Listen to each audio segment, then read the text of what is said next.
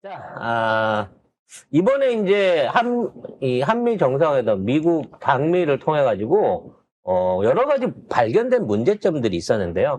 일단 트럼프에게 숙청이니 혁명이니 무슨 교회가 털렸느니 이런 발언이 어떻게 전달되는지 그 경로와 이와 같은 중간에 한미 관계를 이간질하는 세력이 누군지 위성락 안보실장이 본격적으로 그 라인을 찾아가지고 재발 방지를 하겠다라고 어저께 발표를 했습니다. 네, 위성락 국가안보실장이 어제 KBS 1라디오 정관용의 시사본부와 인터뷰를 하면서 트럼프에게 잘못된 정보를 제공한 국내외 경로를 파악하고 대처하겠다고 밝혔습니다. 사안 자체가 불법 비리가 있는 것이 아니라 헌법과 법치주의에 따른 것이라 충분히 설명과 대처가 가능하다고 보지만 다시는 이런 일이 있지 않게 해야 된다면서 한국 내에서 과연 그 얘기가 나갔는지 또는 미국 내에서 어떤 잘못된 정보가 나갔는지 파악하고 적절한 대처를 하겠다라고 얘기를 했는데요.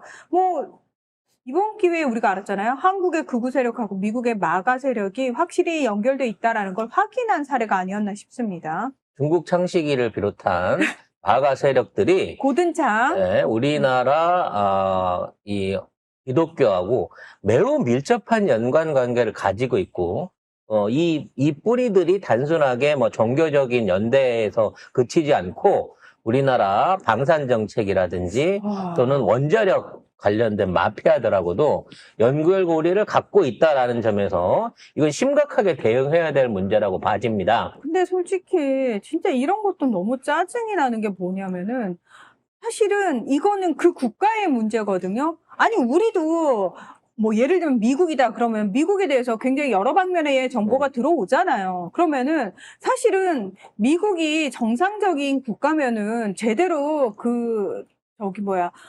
취사 선택을 할 텐데 지금 미국이 제대로 된 국가가 아니기 때문에 우리가 지금 이런 거 가지고 엄청나게 스트레스를 받아야 되는 거예요. 그래서 이 내란 세력들이 이미 문을 닫고 멸문지화에 빠지기 이제 얼마 남지 않은 상황에서 미국의 뿌리를 둔 이와 같은 또 하나의 외환 세력들이 지속적으로 활동하게 내비둬서는 안 된다. 이 자체도 국가보안법 내지는 내란이나 외환죄에 해당하는 범죄로 치고 관련자들 또는 이러한 시도들을 끊어내야겠다는 생각이 듭니다. 사실 간첩이지, 이 정도면. 이 정도 간첩이에요? 간첩이야. 나라에 뭘 못하게 만들려고 하는 간첩이에요. 이건 간첩죄로 이거 잡아 쳐놔야 돼. 주말에 제가 또 즐겨보는 커뮤니티에 희한한 사진이 올라왔더라고요. 여의도 앞에 항공모함과 구축함이 경박을 한 사진이 올라왔어요.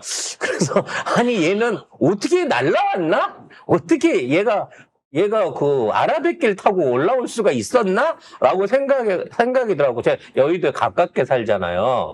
정말 가보세요. 그래서 내가 가봤어. 도대체 비슷한 거라도 있는지.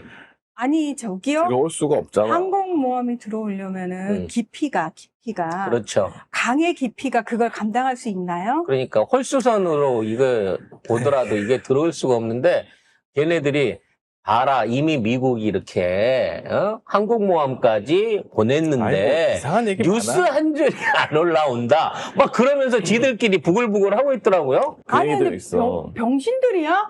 아직 배가 위에 보이는 게 다가 아니야. 저기 아래로도 많이 잠겨 있거든. 그거 말고도 뭐라더라? 그 펜을 가져간 게 트럼프가 펜을 가져간 게 이재명 지문을 확보하기 위해서 이재명이 쓰던 펜을 갖고 갔대. 그래서 그걸 증거로 해가지고 아니 그게 무슨 증거가 되는지 모르겠어요. 그걸 증거로 해서 기소를 준비하고 있대. 그러면서 9월 말이 되면 트럼프가 이재명을 기소하기 위해서 법적인 조치에 나선다는 거야. 그래서 그때 우리 한미 정상회담에 나온 트럼프가 아니라 가짜다. 그 시간에 그와 관련된 회의를 하고 있는 걸 지들이 포착했대. 그러니까 진짜 트럼프는 이재명을 어떻게 구속시킬까 이거를 회의하느라고 한미 회담에 안 나왔다 이런 얘기도 하더라고요. 저쪽 리박견들은 심심할 일이 없겠어. 진짜 재밌다 이거. 아니 심지어 청계천까지 항공모함이 들어온다고요? 야, 씨 대단하다 우리나라 진짜. 우리 네. 이런 거에 일일이 대꾸 해줘야 돼요. 근데 웃기게도 이거 믿는 인간들이 이걸 있으니까. 믿는 인간들이 있단 말이에요. 나한테 사진을 보내왔더라니까. 너 빨리 가보라고 항공모함이 여의도 앞에 왔다고 이제 곧 정리된다고. 아, 내가 그런 것들을 친구라고 내가. 자, 이러다 보니까 지금 미국에서도 지금 그 여러 가지 안 좋은 조짐들이 보여지는 게 보여요. 이번에 워싱턴에 동포 간담회를 했는데 이 동포 간담회를 주최했던 세력들이 아마도 뭔가 반국가적인 어떤 의도를 가지고 의도적으로 이 동포 간담회를 망친 게 아닌가라는 의혹이 또 나오고 있습니다. 네. 자, 그 이재명 대통령 부부가 워싱턴에서 동포 간담회를 할 때 여기에 영상 프로듀서 자격으로 초대가 됐던 분이 미주 한국일보에 이제 본인이 기고를 했어요. 자기가 이제 딱 가보니까 너무 이상한 상황들이 벌어져 있더라. 일단 첫 번째, 테이블 배치와 관련해가지고 사실은 정말 중요한 사람들이 그 대통령 부부가 앉은 그 핵심 테이블에 있지 않았다라는 겁니다. 거기에 오히려 굉장히 좀 보수적인 사람들이 앉아 있어가지고 아예 이재명 대통령께서 실제로 만나야 되는 사람들을 의도적으로 좀 막은 게 아닌가라는 생각이 하나 들었고요. 두 번째, 그 민주화 원로들이라든지 이재명 정부를 위해서 공을 세운 분들이 사실은 제일 먼저 초대가 됐었어야 되는데 오히려 대다수가 이재명 정부를 반대하거나 윤석열 정부에 줄을 대기 위해서 기회주의적인 면모를 보여준 사람들이 많이 왔다라는 겁니다. 게다가 굉장히 통제가 심했다고 하는데 왜 이렇게까지 하는지, 그리고 무엇보다 예산 낭비가 너무 심했다라고 이야기를 합니다. 그러니까 대통령의 인사 말씀이나 식순 같은 건 아예 없었고요. 오히려 식사 메뉴가 한글로 적혀 있는. 그러니까 도대체 아주 이런 고급 인쇄 그 용지 책에다가 식사 메뉴만 적어갖고 관련된 회의 내외 이런 것 없이 이런 것들을 돌렸다는 거예요. 그래서 지금 들리는 바에 의하면 이 사람들이 원래 준비했던 거는 윤석열이 왔을 때를 대비한 말하자면 준비 매뉴얼을 갖고 있던 애들이 그걸 그대로 시행했다라고 하는 얘기가 나오고 있습니다. 왜냐면 이미 미국에 있는 교포사회 여러분도 아시겠지만 동포청 세워준다 그랬어요. 그래서 윤석열이가 동포청을 세우고 그 안에서 예산을 뭐 1조 원 이상을 투입해가지고 해외 동포를 귀합하는 일종의 그걸 한다고 했었고 거기에 핵심 중심지가 될 장소가 뉴욕하고 뉴저지였단 말이에요. 천공이 맨날 가갖고 나타났다. 그래서 그쪽 한인사회 안에서는 이미 윤석열하고 동포청에 대한 기대감과 프로젝트가 엄청 큰 거야. 신설했는데? 했는데 이제 돈이 안 온 거지, 결국은. 그쪽에다가 해외 동포들 동포들 말하자면 우경화 시키기 위한 자금을 1조 원 정도를 넣어주기로 했대, 국비로. 근데 그 돈이 안 들어오다 보니까 지금 동포사회 안에서 기존에 윤석열을 따르던 무리들과 천공이나 이런 애들이 작업 쳤겠죠. 정광훈이나 이런 애들이 맨날 미국 가는 게 그런 거 아닙니까?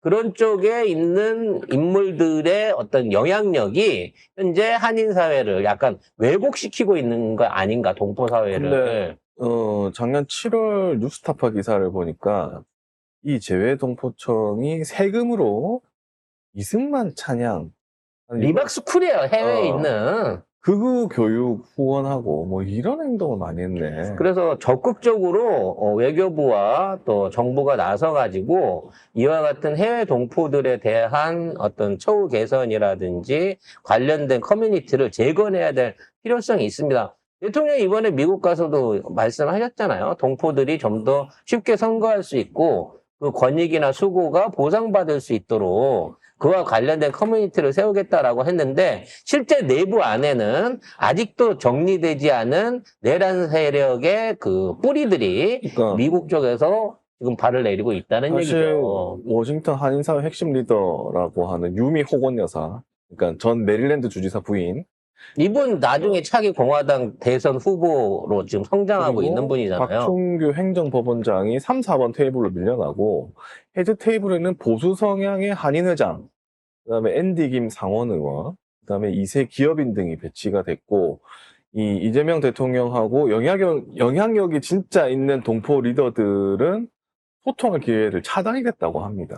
매우 의도적이고 위험한 시그널이 있었다는 그리고 거예요. 영상 촬영 전면 금지, 뭐 일어나면 안 된다, 사진 찍으면 안 된다, 화장실 이용할 때는 명찰 반납한 다음에 재발급하게, 이렇게 이거는 이재명 정부에서 하는 일이 아니에요. 이런 거는 오히려 동포 사회에 대한 어떤 교감이나 이런 것들을 KTV나 뭐 이런 걸 통해 가지고 더 많이 홍보하고 성격이 네. 이런 이재명 정부가 한 일의 성격이 아니야. 오히려 조선소 갔을 때 그 주변에 멀리서 찾아온 주민들이 오히려 더 많은 커뮤니티를 했었던 그런 기억들도 있었습니다. 그러니까 이번 동포 간다면은 쟤들이 아예 파토를 내려고 작정을 하고 덤벼든 게 아닌가라는 진짜. 생각이 들어요.